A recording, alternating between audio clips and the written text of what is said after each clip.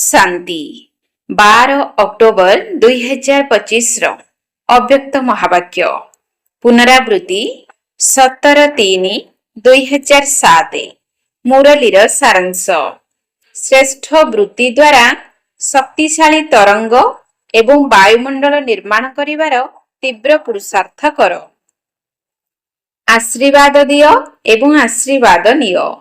श्रेष्ठ वृत्ति द्वारा शक्तिशाली तरंग एवं वायुमंडल निर्माण करिवार तीव्र पुरुषार्थ कर। आशीर्वाद दियो एवं आशीर्वाद नियो। आजी स्नेह एवं शक्तिर सागर बाप दादा निजर स्नेही सिकिलधे एवं गेल्हा पिलामानंक सहित मिसिबा पई आसिछंती। पिलामाने मध्य स्नेहर आकर्षण द्वारा दूर दूरांतरु आसी मिलन करिबा पई पहुंची जाइछंती। चाहे सम्मुखरे बसी थांतु चाहे देश विदेश रे बसी थिले मध्य स्नेहर मिलन करुथांतु। बाप दादा चारिआडर समस्त स्नेही सहयोगी साथी पिलामानंकु देखि हर्षित हेउछंती। बाप दादा देखुछंती जे अधिकांश पिलामानंक दिल रे गोटे ही संकल्प रहिछि जे एबे शीघ्ररु शीघ्र बाबांकु किपरि प्रत्यक्ष करिबु। बाबा मध्य कहुछंती सबु पिलांक भितरे उमंग उत्साह बहुत भल रहिछि, किंतु बाबांकु प्रत्यक्ष सेतेबेले करि परिबो जेतेबेले निजको प्रथमे बाबांक समान संपन्न एवं संपूर्ण करी प्रत्यक्ष करिबो। तेबे पिला माने बाबांकु पचारुछंती जे प्रत्यक्षता केबे हेबो। तेणु बाबा मध्य पिला मानकु पचारुछंती जे तुमे माने कुह केबे निजको बाबांक समान करी प्रत्यक्ष करिबो। निजर संपन्न हेबार तारीख निर्धार्य करिछो। विदेश वाला तो कहउछंती गोटिए वर्ष पूर्वरु ही सबु कार्यक्रमर तारीख निर्धार्य करिबाकु पड़ी थाए। तेबे निजको बाबांक समान करिबा पई परस्पर मिसी मीटिंग करी कोनोसी तारीख निर्धार्य करिछ कि? बाप दादा देखुछंती आजिकाली सबु वर्ग वालांकर मध्य बहुत मीटिंग हेउछि। डबल विदेशी मानकर मीटिंग रो कथा मध्य बाप दादा सुनुछंती एवं बहुत भल लागिला मध्य।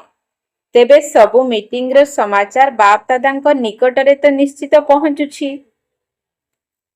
तेणु बाप दादा पचारुछंती एहार तारीख केबेकु निर्धार्य करिछ? कोन एहाकु ड्रामा निर्धार्य करिवो ना तुमे माने करिवो? किए करिवो? लक्ष्य तो तुम मानकु रखिबाकु ही पड़िवो एवं लक्ष्य मध्य बहुत भलरु भल एवं बढ़ियारु बढ़िया रखुछ। एबे केवल लक्ष्य अनुसारे लक्षण को धारण करिबाकु हेबो बा श्रेष्ठ लक्ष्य सहित समान करिबाकु हेबो। कारण एबे लक्ष्य एवं लक्षण भितरे पार्थक्य रहिछि। जेतेबेले लक्ष्य एवं लक्षण समान होइछिबो सेतेबेले तुमर लक्ष्य मध्य साकार होइछिबो। सबु पिला अमृत बेलारे मिलन करिबा सहित बहुत भल भल संकल्प मध्य करूछंती। बाप दादा चारिआडर पिला मानकर वार्तालाप मध्य सुनुछंती। बहुत भल भल कथा कहि थांती। पुरुषार्थ मध्य बहुत भल करूछंती। किंतु एबे पुरुषार्थ रे गोटिए कथार तीव्रता आवश्यक। पुरुषार्थ तो अछि किंतु तीव्र पुरुषार्थ दरकार। सेति पई पुरुषार्थ सहित दृढ़ संकल्प को जोड़ी दियो। बाप दादांकर प्रत्येक संतान प्रति एही आशा रहिछि जे समय अनुसारे समस्ते एबे तीव्र पुरुषार्थी होई जांतु। जदिও बाप दादा जानिछंती जे पिला माने क्रमान्वय रे अछंती, पुणी भी सेही क्रमान्वय अनुसारे ही तीव्र पुरुषार्थ सर्वदा कायम रहिबा दरकार। एहा बहुत जरूरी अटे। समय संपन्न हेबा पाई मध्य तीव्र गति रे आगको बढ़ी चलीछि, किंतु एबे पिला मानकु बाबांको समानत हेबाकु ही पड़िबो। एहा मध्य निश्चित अटे। केवल एथिरे तीव्र गति आवश्यक। तेणु समस्ते निजे निजको चेक कर जे मु सदा तीव्र पुरुषार्थी अटे तो। काहेकि ना पुरुषार्थ रे परीक्षा तो बहुत आसुछि एवं आसीबो मध्य, किंतु तीव्र पुरुषार्थींक पाई परीक्षा रे पास करिबा एभली निश्चित अटे जहा कि पास होई करी ही रहिछंती। हेबाकु पड़िबो नुहे होई करी ही रहिछि। ଏହା ସୁନିଶ୍ଚିତ ଅଟେ। ସେବା ମଧ୍ୟ ସମସ୍ତେ ଭଲ ଆଗ୍ରହର ସହିତ କରୁଛ। କିନ୍ତୁ ବାପ ଦାଦା ପୂର୍ବରୁ ମଧ୍ୟ କହିଛନ୍ତି ଯେ ବର୍ତ୍ତମାନର ସମୟ ଅନୁସାରେ ଏକା ସମୟରେ ମନ, ବଚନ, କର୍ମ ଅର୍ଥାତ୍ ଚାଲିଚଳନ ସହିତ ଚେହେରା ଦ୍ୱାରା 3 ପ୍ରକାରର ସେବା ହେବା ଦରକାର।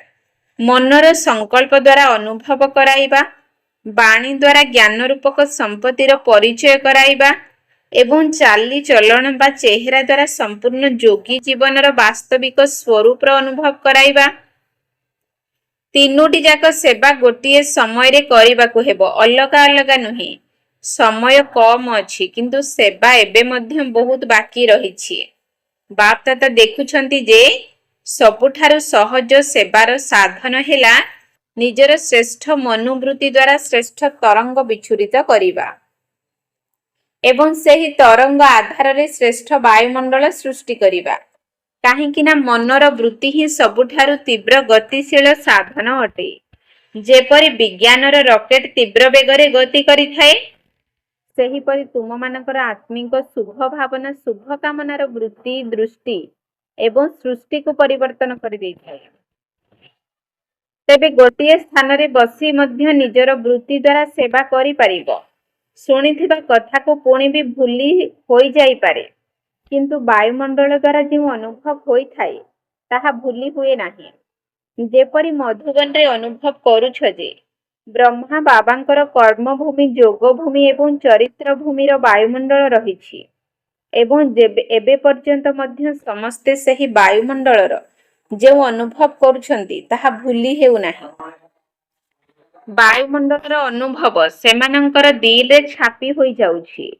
ତେବେ ବାଣୀ ଦ୍ୱାରା ବଡ଼ ବଡ଼ କାର୍ଯ୍ୟକ୍ରମ ତ କରି ଆସୁଛ, କିନ୍ତୁ ସମସ୍ତଙ୍କୁ ନିଜର ଶ୍ରେଷ୍ଠ ଆତ୍ମିକ ବୃତ୍ତି ଦ୍ୱାରା ତରଙ୍ଗ ଦ୍ୱାରା ବାୟୁମଣ୍ଡଳ ସୃଷ୍ଟି କରିବାକୁ ପଡ଼ିବ। କିନ୍ତୁ ବୃତ୍ତି ମଧ୍ୟ ଆତ୍ମିକ ଏବଂ ଶକ୍ତିଶାଳୀ ସେତେବେଳେ ହେବ ଯେତେବେଳେ ନିଜର ମନ ଭିତରେ ବା ହୃଦୟରେ କାହା ପ୍ରତି ମଧ୍ୟ ଓଲଟା ମନୋବୃତ୍ତିର ଭାଇବ୍ରେସନ୍ ନଥିବ।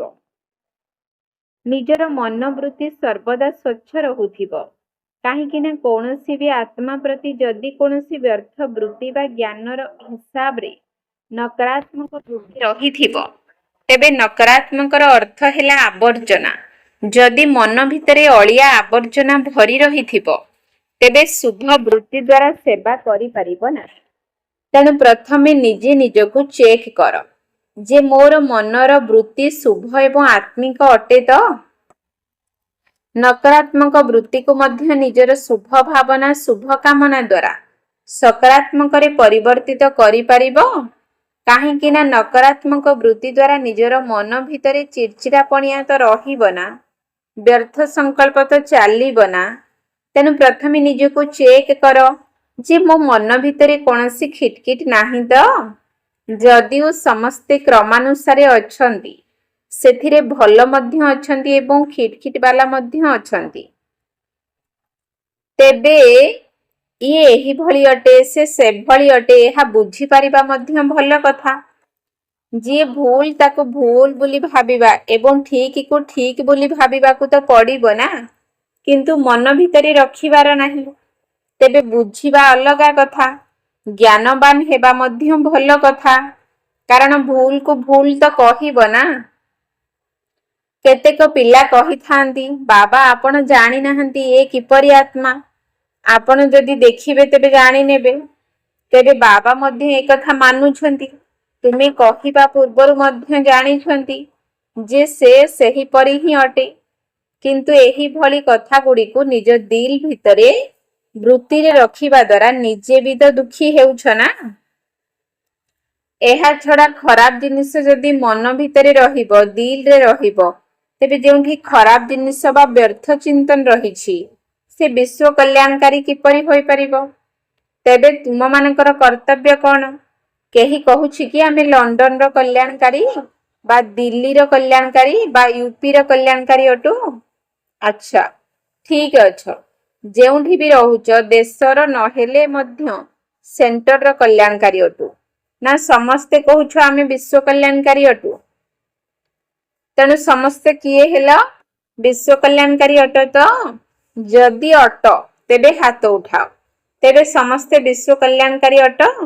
कौन विश्व कल्याणकारी तो अच्छा तेबे मन भितरे कौनसी प्रकार खराब जिनिस नाही तो जी जहा ताकू सही परी बुझिबा मध्य अलगा कथा ये ठीक ये भूल भले बुझ किंतु मन भितरे रख नाही कारण मन भितरे खराब वृत्ति रखिबा द्वारा दृष्टि एवं सृष्टि मध्य बदली जाउछि।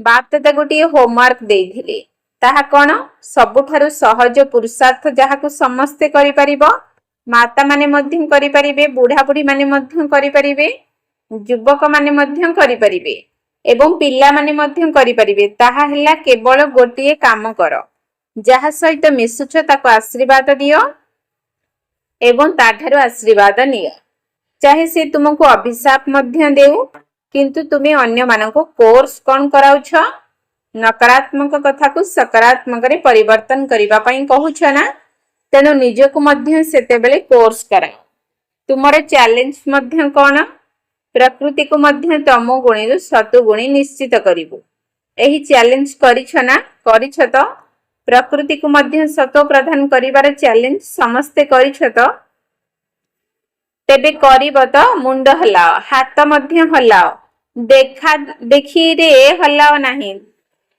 बिल सहित हाथ हलाओ काहे कि ना एबे समय रो गति अनुसार वृत्ति द्वारा वायुमंडल सृष्टि करिवारे तीव्र पुरुषार्थर आवश्यकता रहिछि तेबे तुमरो वृत्ति रे जदि टिकिए भी आवर्जना रहिथिबो तेबे वृत्ति द्वारा वायुमंडल किपरि सृष्टि हेबो तेबे प्रकृति पर्यंत केवल तुमरो वाइब्रेशन ही जीवना बाणी तो जाई परिबो नाही केवल वाइब्रेशन अर्थात वृत्तिर तरंग ही जीव ताहा मध्य तुमरो वृत्ति द्वारा ही सृष्टि हेबो एवं वाइब्रेशन द्वारा ही वायुमंडल सृष्टि हेबो मधुबन रे मध्य समस्ते एका भली तो नुहंती किंतु ब्रह्मा बाबा एवं अनन्य पिला मानकर वृत्ति द्वारा तीव्र पुरुषार्थ द्वारा ही वायुमंडल सृष्टि होईछि।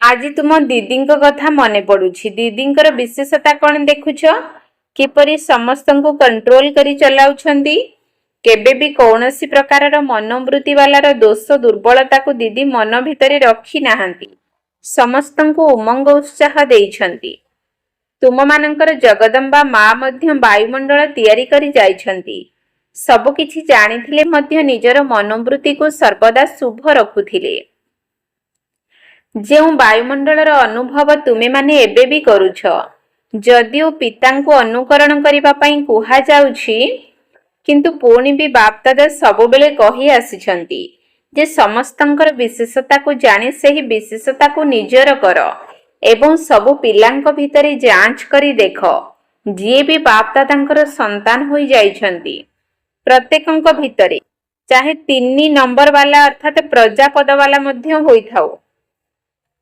किंतु एहा को ड्रामार विशेषता कुह बा बाप दादांकर वरदान कुह सबु पिलांक भितरे चाहे 99टी कमी रहिथिबो किंतु गोटिए विशेषता निश्चित रहिछि जेउ विशेषता कारणरू से मेरा बाबा कहिबार हकदार होई जाइछि जदिउ परबस अटे किंतु बाबांक सहित तार अतुट स्नेह निश्चित अछि सेथिपाई बाप दादा एबे समयर समीपता अनुसारे बाबांकर जेउ सब स्थान गुड़िक रहिछि चाहे गां भितरे थांतु बा कोनसी बड़ जोन रे थांतु बा सेंटर रे रहु थांतु किंतु प्रत्येक स्थान रे एवं साथी मानक भितरे श्रेष्ठ वृत्तिर वायुमंडल आवश्यक केवल गोटिए कथा मन रख जदि केही तुमको अभिशाप मध्य देउछि तेबे नेबा वाला किए कोन नेबा वाला एवं देबा वाला जणे अटे ना दुई जण जदि केही तुमको किछि खराब जिनिस देबो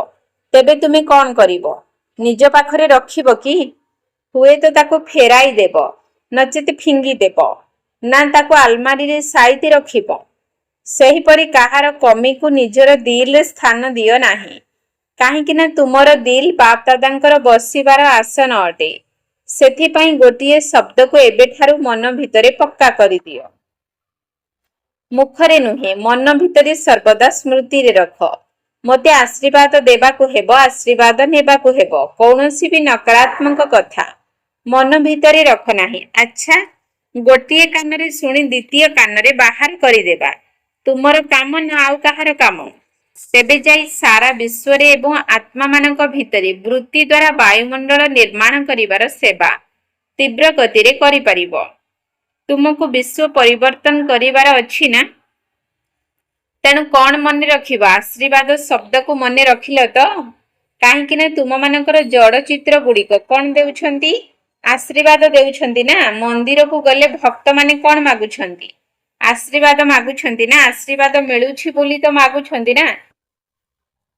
तेबे तुम मानकर जड़ चित्र गुड़िक शेष जन्म पर्यंत मध्य आशीर्वाद देउछंती, वृत्ति द्वारा सेमानकर मनोकामना को पूरण करुछंती। तेबे तुमे माने बारंबार एही भली आशीर्वाद देबा वाला होइथिबा कारणरू हि तुमर जड़ चित्र गुड़िक आज पर्यंत मध्य आशीर्वाद देउछंती। तेणु परवश आत्मा मानक क्षमार सागरंकर संतान हिसाब रे जदि टिकिए क्षमा देव तेबे बहुत भल कथा ना। तेबे तुमे समस्ते मास्टर क्षमार सागर अट तो कौन अट ना नाही अट ना। एथिरे प्रथमे मु कुह एथिरे हे अर्जुन हुआ एही भली वायुमंडल तैयारी कर जहाँकि जीए भी तुम सामना को आसीबो से किछि ना किछि स्नेहर बा सहयोगर बा क्षमार अनुभव करुथिबो, साहसर अनुभव करुथिबो, उमंग उत्साहर मध्य अनुभव करुथिबो। कौन एही भली होई पारिबो? प्रथम धाड़ी वाला कुह होई पारिबो? हाथ उठाओ। प्रथमे करिबा को पड़िबो। कौन समस्ते करिबो? टीचर माने करिबो तो अच्छा। तेबे बहुत स्थान पिला मानकर इमेल एवं पत्र तो निश्चित आसुछि, किंतु जेउ माने भी पत्र लेखि नाहंती किंतु संकल्प करिछंती सेमानकर शुभेच्छा वार्ता मध्य बाप दादांको पाखरे पहुंची जाइछि। पत्र मध्य बड़ मीठा मीठा लेखुछंती।